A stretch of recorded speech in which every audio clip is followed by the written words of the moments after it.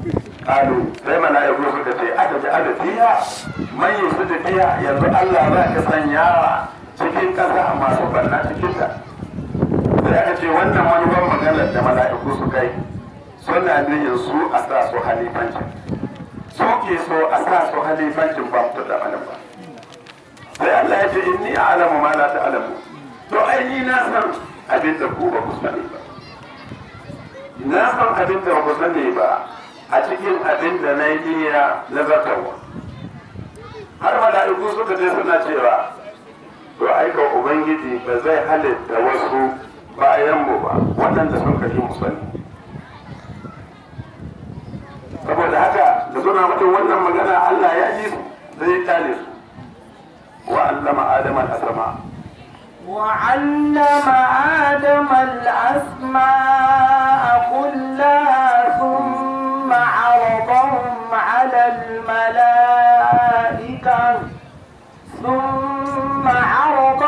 على الملائكة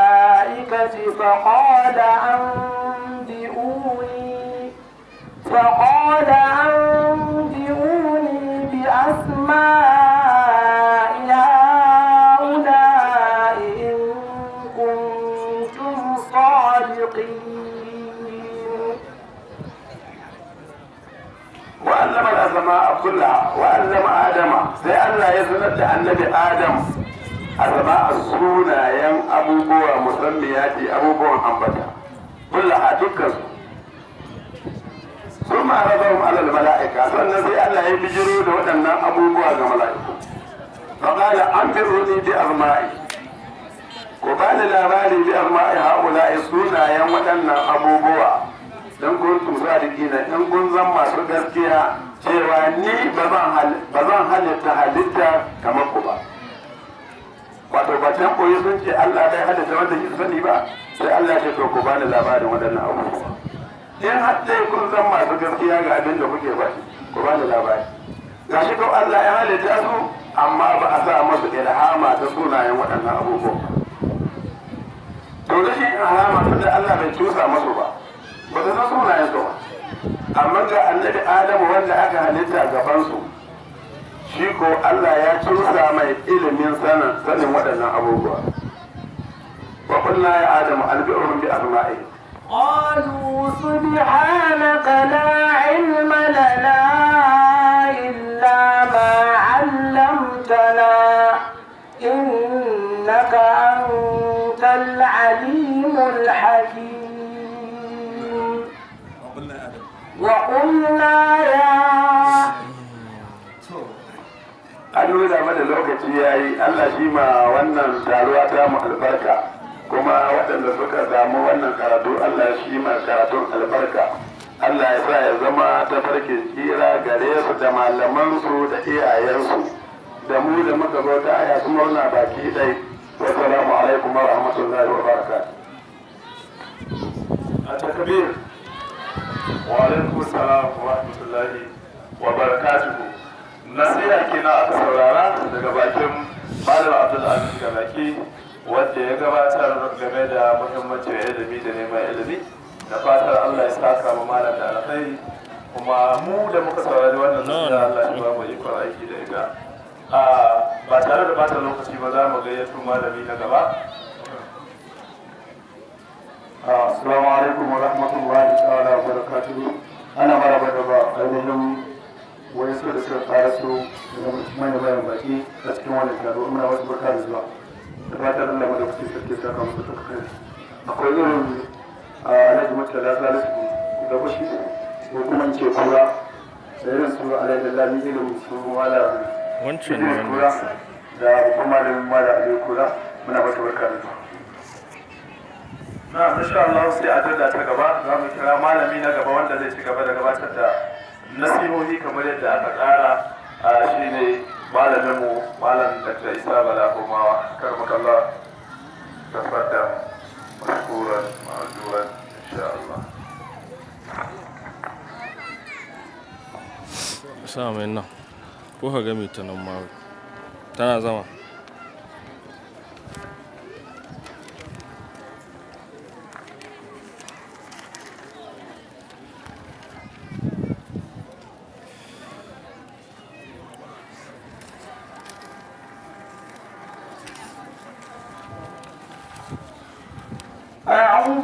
بالله من الشيطان الرجيم. إن هذا القرآن يهدي للتي هي أقوم ويبشر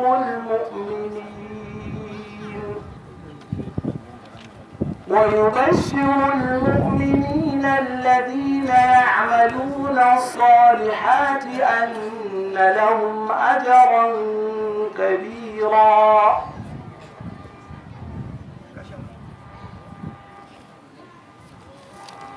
أعوذ بالله من الشيطان الرجيم. بسم الله الرحمن الرحيم. إن الحمد لله نحمده ونستعينه ونستغفره ونعوذ بالله من شرور أنفسنا ومن سيئات أعمالنا. من يهده الله فهو المهتدي ومن يضلل فلن تجد له وليا مرشدا. وأشهد أن لا إله إلا الله وحده لا شريك له وأشهد أن سيدنا محمدا عبده ورسوله صلوات الله وسلامه عليه وعلى آله وأصحابه ومن تبعهم بإحسان إلى يوم الدين. وبعد، السلام عليكم ورحمة الله وبركاته. muna ƙara yi ma Allah subhanahu wa ta'ala godiya mai kowa mai komi wanda cikin ikon shi da kuma yadda shi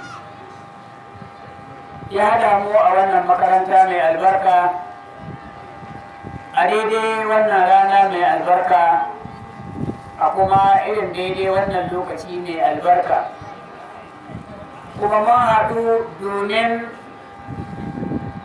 wata hidima ta littafin Allah mai albarka. Mun haɗu a wannan wuri neman albarka, muna roƙon Ubangiji Allah shi ba mu albarka. Kamar yadda malam ya gabatar mana da nasiha akan mahimmancin ilimi da kuma yin aiki da shi, da irin yadda Allah subhanahu wa ta'ala ya zaɓi annabi Adam alaihi salam ya zama khalifa a bisa bayan ƙasa maimakon mala'iku da suka gabatar da buƙatar su a kaikaice, wanda duk wanda Allah subhanahu wa ta'ala ya ba ilimi, to babban abin godiya ga Allah gare shi, domin kyauta ce wadda yake wani bai iya baka ita. Ba a zuwa kasuwa a tsohon suratul fili, kuma ba a gadon ita suratul fili, sannan don kama mutum abin alheri ba ya maka tukwici da suratul fili. Kuma duk sace-sacen da aka yi ta yi da waɗanda ake kamawa, har alamomi an ɗauka an yi daji da su, an buga an tulla an mimi, amma dai sura ko guda ba a rabo su da ita ba a ɗauke ta ba. Wannan ya gwada cewar ashe wannan baiwa ce babba wadda Allah subhanahu wa ta'ala ya yi muku. Muna godiya ga Allah subhanahu wa ta'ala akan wannan ni'ima, domin Allah shi ne ya ce in an gode zai ƙara mana. To muna godiya ga Allah subhanahu wa ta'ala akan wannan ni'ima, muna roƙon Ubangiji Allah shi ƙaro mana. Haka nan kuma muke gabatar da godiya ta musamman ga wanda ya assasa wannan makaranta da malaman da suka jajirce domin gudanar da wannan aiki na hidima ga addini. Wannan ba ƙaramin taimako ba ne aka yi ma al'umma. Muna roƙon Ubangiji Allah ya saka masu da mafificin alheri, kamar yadda uwayen yara waɗanda suka yi ƙoƙarin ba da 'ya'yansu domin zuwa a yi karatu, bai da malamai suka kimtsa suka shirya, aka goge alli, aka kawo kwalaye na cok. Idan ya zan ba ɗaliban kuma malaman ba za su iya shega ba da masu goyon tambayar da baya caji ba. amma Da haka su ma malamai su Aiki ma ya ci ainihin baya. uwayen yara ba ne godiya ta musamman zuwa gare su akan wannan. Kasancewar wannan munasaba na ga ya dace in waiwaya mu gabatar da godiya ga ainihin iyaye ta yaya za a yi ku yaya ku saka ma iyayenku da irin wannan gagarumin alheri da suka yi. Sai na ga ya kamata in ɗauko magana kan birrul walidai, biyayya zuwa ga iyaye bisa ga irin ainihin abun da suka yi. Biyayya din nan ga uwaye abu ne wanda yake malamai sun karkasa shi kashi-kashi. Akwai biyayya ga uwaye ta ɓangaren harshe, akwai biyayya ga uwaye ta ɓangaren gaɓoɓi, wato birrul walidaini bil lisani, akwai kuma birrul walidaini bil jawari. Menene biyayya ga uwaye da harshe? Ku yaya kusan cewa kalmomi waɗanda ya kamata ku riƙa yi ma iyayenku, iyayen nan maza ne ko mata, ya kamata ‘ya'ya su san cewa waɗanne kalmomi ne za su riƙa faɗa ga uwayensu. Kalma mai kyau, kalma ta riba, kalma ta tsayi ba, yanzu ita ce abin da za ku riƙa faɗa ma iyayenku.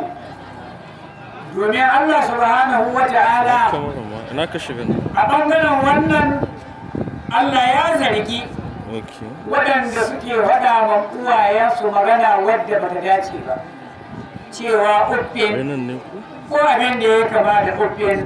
Allah ya ce وقضى ربك ألا تعبدوا إلا إياه وبالوالدين إحسانا إما يبلغن عندك الكبر أحدهما أو كلاهما فلا تقل لهما أف ولا تنهرهما وقل لهما قولا كريما. محل الشاهد ولا تقل لهم اف ولا تقل لهما اف. kada a ce ma uwaye tir, kada da ya faɗa ma uwaye kowace irin magana wadda za ta bata masu rai, kada da ya yi ma uwaye ne tsuki, kada da ya yi ma uwayen shi harare iyayen shi.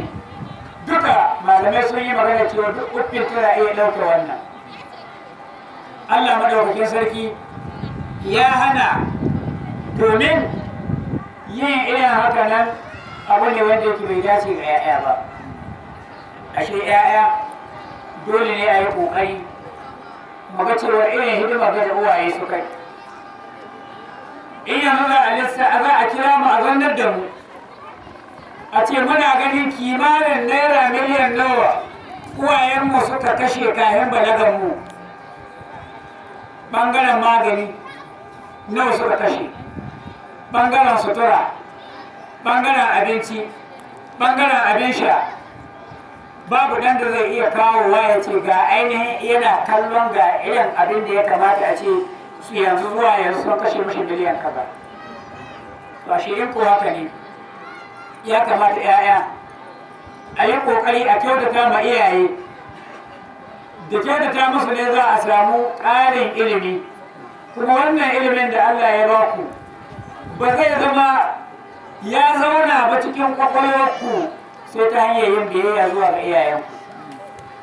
Ku biyayya ga iyaye, ku biyayya zuwa ga malamai, da wannan ne za ku samu ainihin wato ilimi ingantacce.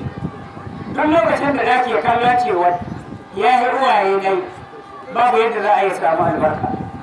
Duk lokacin da ɗalibi zai ga cewa shi ya yi ƙarfin malamai ne, babu lokacin da za a ce ya samu ilimi mai albarka. kamar yadda muka taɓa haɗi wani lokaci cewa ilimin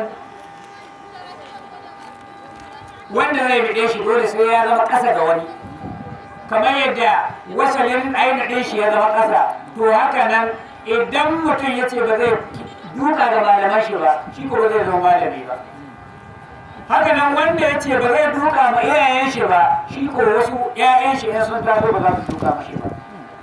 Za ka ashe birrul walidaini bil lisani, kada a ce ma uwaye kada a yi masu suki, kada a murguda masu baki, kada a yi zakuda masu kafada, kada duk wani abin da uwaye suka sa ko ka so ko baka so ba, ko kin so ko baki so ba, kada ki kuskura ki ma uwaye ki suki. Domin idan kika yi, in Allah ya yi maki so ya sa mala'iku su kai maki suki, shikenan kin lalace, shikenan ka lalace. Allah madaukakin sarki ya gwada mana wannan cikin dai birrul walidaini bil lisan. Mun gani a cikin surat Ibrahim ne inda Allah madaukakin sarki yake magana cewa a rabbi gifirli ko rabbi gifirli ko ربنا اغفر لي ربنا اغفر لنا ولوالدينا ولمن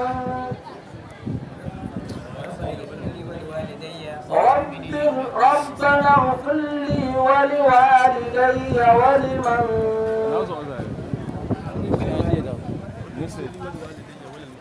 وللمؤمنين يوم يقوم الحساب. birrul walidaini bil lisani, da ya ci gaba da yi ma uwaye ne addu'a. Duk sa'ad da da ya sallah, duk sa'ad da ɗiya ta sallah, su ci gaba da yi ma uwaye su addu'a. Wannan yana daga cikin biyayya. Mun gani inda yake magana cewa rabbi gifirli, ya rabbi gifirlana, ko rabbi gifirli ya ubangiji ka gafarta mani, wal walidayya, Allah ka gafarta ma iyayena, walil mu'minina, Allah ka gafarta ma mu'minai. Yawma yaqumul hisaba, ranar da za a yi tashin alkiyama. Tun daga yanzu da zai ci gaba da roƙa ma uwayen shi gafara har ya zuwa ranar tashin alkiyama. Ashe wannan yana daga cikin birrul walidaini bil lisani. Haka nan cikin birrul walidaini bil lisani mun gani annabi Nuhu alaihi salam shi ma ya ce rabbi gifirli ko رب اغفر لي ولوالدي ولمن دخل بيتي مؤمنا وللمؤمنين والمؤمنات ولا تزد الظالمين إلا تبارا. Allah madaukakin sarki ya gaya mana annabi Nuhu alaihi salam yake cewa rabbi gifirli, ya Allah ka gafarta mani. Sai kawo wawul adadi ce wali walidayya, Allah ka gafarta ma iyayena, wani man da kada baiti, da wanda ya shiga gidana, wato yayi imani cikin muminai maza da kuma muminai mata, ya nemi cewa mahallu shayar rabbi gifirli wali walidayya. Ashe dole ne ga 'ya'ya su zama masu biyayya zuwa ga ainihin wato iyayensu. Haka nan birrul walidaini bil jawarihi, biyayya ga uwaye ta hanyar gaɓoɓi, shi kuma mun gani inda Allah madaukakin sarki ya mai mana bayani cewa menene biyayya ga uwaye ta hanyar gaɓoɓinka. Ki rika ma iyayenki wanke-wanke, ki rika musu kankaɗe, ki rika musu girki, ki rika musu kowane aiki wanda suka yi. Ka rika ma iyayenka aiki, kowane irin aiki ne a rika ma iyaye. Wannan yana daga cikin birrul walidaini bil jawarihi. Wannan shine Allah madaukakin sarki ya kawo mana waccan aya da Allah mai karanta wa qadara buka Allah ta'budu illa iyyahu. Allah ya hukunta kada a bauta ma kowa, duk abin da ya shahi bauta kada a yi ma kowa illa iyyahu sai Allah subhanahu wa ta'ala. Sai Allah ya kawo wawul adab ya ce wa bil wada, a uwaye kuma a yi masu biyayya, a kyautata musu. A wani wuri Allah madaukakin sarki ya ce Allah ta budu illa iyyahu wa bil walidayni husna, uwaye a kyautata musu.